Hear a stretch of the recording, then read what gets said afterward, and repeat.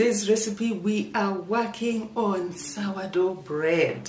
I mean, this is one that I have looked forward to doing, yet some of the things that are needed for us to make sourdough bread can be so costly. When you think about the Dutch oven, when you think about an oven, it can just be daunting. And that's why in today's video, I thought to share my recipe of how I make my sourdough bread without an oven. I need to warn you that it is not Pinterest special, but I can tell you it works because I have been making this bread and I have been enjoying it for a while now. Join me as we journey together in today's recipe on this sourdough journey that we have been taking on this channel.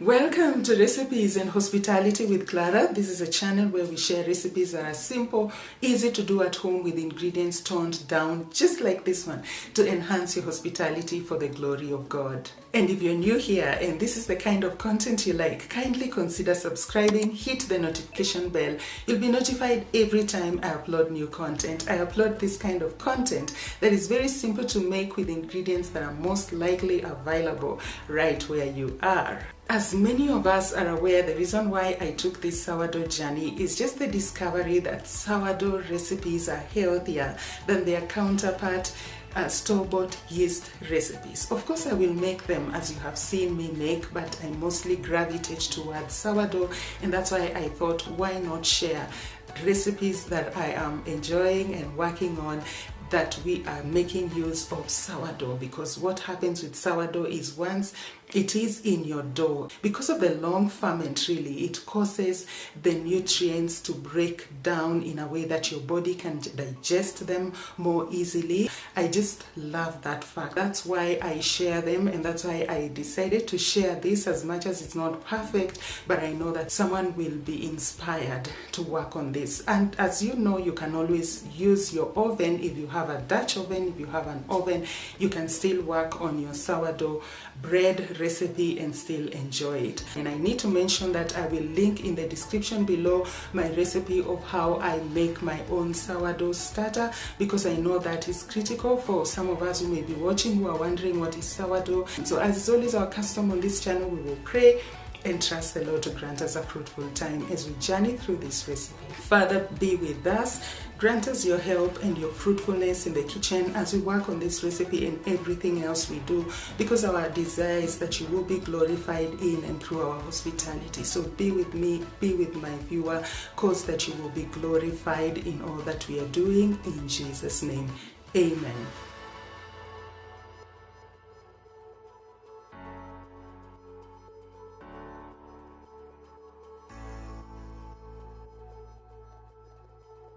In a suitable bowl, begin by combining the flour and the salt.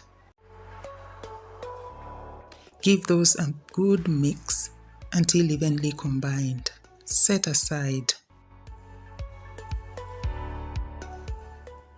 In a suitable bowl, combine 1 cup of water and the 2/3 cup of active sourdough starter. I'm using the same cup I have used for the sourdough. That's why the water looks like it is off white, but it is water. So once I have combined the two, I will begin to add in the dry ingredients. I will add them twice. So I've added in the first batch, mix with my wooden spoon, and then I'll go ahead and add in the remaining flour. I'll combine with my wooden spoon, and as it gets thicker, I will transfer to kneading with my hands. And I'm doing with my hands so that I get to feel the texture of the dough, so that I get a really soft, sticky dough. Now that I'm not using measurement, and usually, as you know, depending on the flour that you buy, it will hydrate at different levels. So I keep adding the water, the remaining ½ cup of water, a little at a time, until I get to that really soft, really sticky dough. I like it really sticky because that way the bread will bake really nicely on top of my gas stove without an oven. So that's why I said the water could be slightly more, but with the brand that I bought, I worked with 1.5 cups of water. So just ensure to keep adding water until you get to that really soft sticky dough that is almost dropping. I'm using a simple bread knife just to gather the flour together. So once I've brought it together, I will cover the dough and give it 30 minutes. So I will allow it to rest for 30 minutes and then we will continue. So this is 30 minutes later. I like to give it 30 minutes so that it can really relax and rest and is easier to work with. And now we will begin the typical folds that we do, that is typical for sourdough bread. You can see when I use hands without wetting them, the dough really gets very sticky. So at this point now I've wet my hands. I don't know how that works, but when you wet them, it will be sticky on your hands, but not nearly as messy as when you've not wet your hands with water. So begin to fold like I'm doing one side and drop it over on the dough. Again, stretch. This is the third time I'm doing it. I keep turning the pan around and stretching one side like I'm doing and folding it over onto the rest of the dough. And then I'll do this on all the 4 sides as you've seen me do, like that. And then we are good to go. We are going to do this folding and dropping, stretching and dropping 4 to 6 times usually, for 15 minutes each time if I don't have a lot of time, or 20 minutes each time when I have some time on my hands, especially when I'm just working around the kitchen and I can time 20 minutes, do the fold again, 20 minutes, do the fold again for about 6 times. Like I said, again, if you don't have a lot of time, at least 4 times. But I like to go for the maximum 6 times unless I don't have a lot of time. So we will keep doing this until we've done about 6 times. These are what really causes our bread to have those nice, delightful air holes, as well as being able to really form a very nice airy bread, as you will see at the end when we are done with the bread. At this point, I have done all the 6. Like I said, I will brush them with a little oil so that the surface doesn't dry out. I will cover, and if I'm doing this in the evening, I'll usually give this dough an overnight ferment so that it can bulk ferment for at least 8 to 12 hours. Keep in mind though that if you have a fridge, you can allow it to ferment longer, because with a longer fermentation means even further breaking down of the nutrients, which is good. You can transfer it to the fridge so that it can ferment more, even for a full day, and then you can bake it. That is still okay. So this is about 8 hours later or thereabout.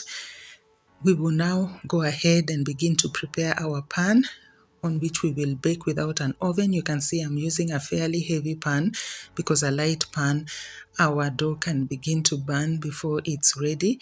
So I'm going to grease the pan like I'm doing with some margarine, or if you have fat, you can also do the same. Of course, as you know, with a Dutch oven, you have the advantage of using baking paper, but here we just simply have to grease our pan and then dust with a little flour like I'm doing. So once we've dusted our pan, we will set it aside and begin to work on our dough.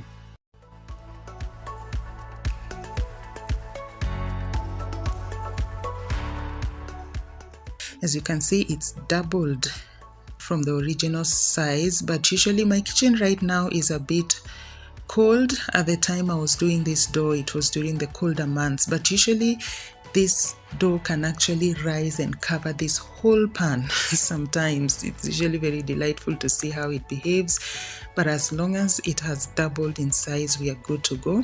But just know with sourdough, it can double and triple and just cover the entire pan, and sometimes looks like it's going to pour over. So once I have transferred it onto my surface, I'm going to fold it over one side over the other like I'm doing, then the opposite side over the other, and then this other side that you can see, adjacent side, I'll fold it again to the middle and I'll fold the other part over it. As you can see, all these folds are working to just cause our bread to be really nice and airy, as is typical of sourdough bread. Like I said, it is not necessarily Pinterest worthy, but it is good enough. If you don't have an oven, you can still make your sourdough bread and eat healthy, healthier than having to make bread with store-bought yeast. Now, usually, as you know, with a Dutch oven, you don't have to do what I'm doing, but when you're doing without an oven, I have to stretch it out so that it can cover the entire pan. And I'm using an 11-inch pan, but you can also divide, because there are times I have done this, divided the dough into two and worked on a smaller pans about 7 inches each, and the bread will still come out really nicely. It's only that the thickness may be smaller now that the pans are smaller, but it will still come out wonderfully. But an 11-inch pan like I'm doing or sufuria is really good. So we'll allow it again to rest for about an hour or two, depending on the amount of time that you have. I allowed mine to rest for about an hour. I will uncover it. We will cover it with a lid, the kind of lid that is not flat but will allow it space to rise, because sourdough bread can actually really rise beyond the size of my pan, as you can see. If you're using a normal sufuria, just use a big sufuria that is almost equivalent in size or even slightly smaller than the one you're using, because it is going also to cover very well and give it space. Though the good thing with a sufuria, it has space to rise, but you don't want to take any chances. It can rise and stick on your cover, and you wouldn't want that. So I will place it on my flame that I allowed on full flame, as you saw, because we want it to preheat our pan for about 20 to 30 seconds, and then we will reduce it. Not that way, the natural way it's been designed to get reduced to its lowest by your manufacturer. That is still too high, it's going to burn our bread. So we will bring it up, as you've seen me do, back to full flame and reduce it as though we are switching off. This one can be troublesome because it can keep going off, but just ensure to reduce it to that lowest flame, the kind that if you really blew hard on it, it would go off. This is the one that will bake our bread for about 40 to 45 minutes, depending on your flame. Now I wanted to show you this smaller one because I'm using the wider plate on my gas cooker or my gas stove. With this smaller one, as long as you light it to the full flame, allow the pan to heat up for 20 to 30 seconds. You only need to reduce it the way it's been designed by the manufacturer. You don't have to reduce it, the way we did when it's the wider pan. This one is usually just enough to bake your bread until it's ready. So if you don't want the trouble of having to reduce the way I did, you can just use the smaller one, but just know the sides may not brown as well, but it will still cook well. So at this point, we've done about 45 minutes. There are times I will take 40 minutes, so must be that my flame was a little lower. It could take even slightly more, I think, but usually I work around 40 to 45 minutes. But you can see the surface has not browned. So what we are going to do, we will invert this bread back into the pan. And the way we will do it is that I'm going to turn it over onto a clean lid like I'm doing. I hope you can see a peek at the bread. I can tell you it really looks really nice. And of course the aroma is it's wonderful. So I'm going to turn it over onto another clean lid so that top part can come back on the surface. And then we are going to slide our pan back over onto the bread, inverting it back into the pan like I said, so that it can brown on that side, as well as cooking some more. Now that it is sourdough, it's fairly heavy bread and you want to make sure that it is cooked through. So when we turn it over, we will give it 20 to 30 minutes. Usually the normal bread in 10 minutes it should brown, but with sourdough it will take some time. So sometimes I give it 20 minutes.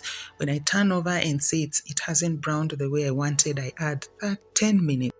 That's a total of about an hour and 10 minutes, so slightly over an hour, and you will have your bread ready. And when covering, don't cover completely so that most of the steam can escape and not make the bread soggy. So after that time, you can see that's how it looks on that surface, looking very nice. Like I said, bread that I keep making all the time these days. So that means even without an oven or a Dutch oven, these things that are quite costly for us to get, you can still be making your bread, your sourdough bread, and still enjoy it a lot. And personally, this is how I make it, at least until one day I'll get all that is needed, to make the bread the way we see them appearing on social media. So we will cut into this bread. But before that, I will allow it to cool somewhat. Interestingly, I had to leave because this was morning, so I allowed it to cool quite significantly, and I came later in the day and was able to cut it up so that now we could see how it looks like. So that's how our bread looks like. You can see airy with the bubbles, the air bubbles, and looking very nice. And I can tell you it tastes really, really good. Like just the sourdough that someone once gave me when I started this journey, to taste, and I just realized this sourdough is just the same. So whether you make it without an oven like I'm doing, or with an oven, because you'll still use the same recipe if you want, and if you have a Dutch oven and an oven you can do, but even without an oven you will have your delightful bread like I do. So you could check out this playlist right here of other recipes on sourdough that I'm sure you will enjoy. See you in that next video or in these videos right here. Thank you so much for joining me today.